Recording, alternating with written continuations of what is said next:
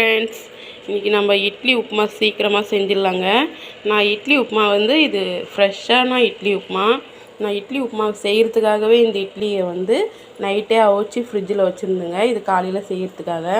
அதுக்கு நான் 2 தக்காளி, 2 வெங்காயம், கொஞ்சம் கொத்தமல்லி, 4 பச்சை மிளகாய் கீறி வச்சுருக்கேன். அதுக்கப்புறம் கருவேப்பிலை, மெயினாக இட்லி பொடிங்க. அப்புறம் காரத்துக்கு கொஞ்சமாக ஒரு ஸ்பூன் வந்து தனி மிளகாத்தூள், மஞ்சள் பொடி, பெருங்காயத்தூள். இதுக்கு தேவையான பொருள் தான். நான் இட்லியை வந்து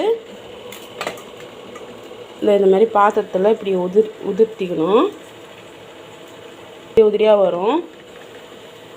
எல்லா இட்லியும் நான் பண்ணிவிட்டு உங்களுக்கு காட்டுறேன். நான் நல்லா இட்லியை உதிரியாக உதிர்த்தி எடுத்துட்டேன். இங்கே பாருங்கள், இந்த மாதிரி எண்ணெய் ஊற்றிக்கலாம்.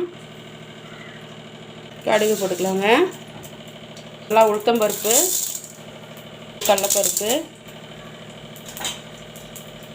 கொஞ்சமாக சோம்பு போட்டுக்கலாங்க.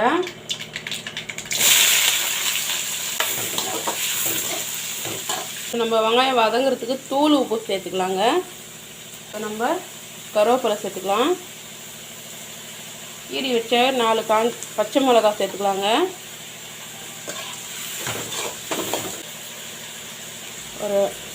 ஒரு காஞ்ச மிளகா போட்டுக்கலாம். இப்போ பார்த்தீங்கன்னா வெங்காயம் நல்லா வதங்கிச்சுங்க. நம்ம தக்காளி சேர்த்துக்கலாம்.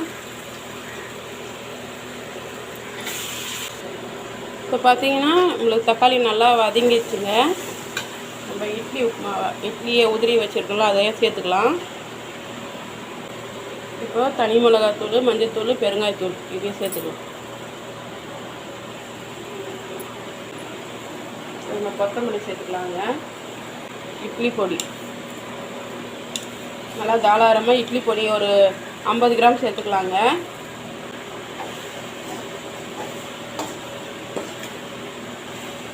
பொடி இட்லியோடு விட்டுட்டோம். நம்ம போட்ட காரம், உப்பு, மசாலா எல்லாமே இட்லி கூட சேரட்டும். ஒரு 5 நிமிஷம் அப்படியே இருக்கட்டும். இப்போ பார்த்தீங்கன்னா நம்ம இட்லி உப்புமா நல்லா சூப்பராக ரெடி ஆயிடுச்சுங்க. காலையில் இட்லி, சாம்பார் அது இது சாப்பிட்றது இது மாதிரி இட்லி உப்புமா சுட தட்டில் போட்டு சாப்பிட்டா அவ்வளோ அருமையாக இருக்குங்க. நீங்களும் ட்ரை பண்ணிட்டு அப்படியே நம்ம சேனலை லைக் பண்ணுங்கள், சப்ஸ்கிரைப் பண்ணுங்கள், தொடர்ந்து சப்போர்ட் பண்ணுங்கள். நெக்ஸ்ட் வீடியோவில் பார்க்கலாம். பாய்ங்க.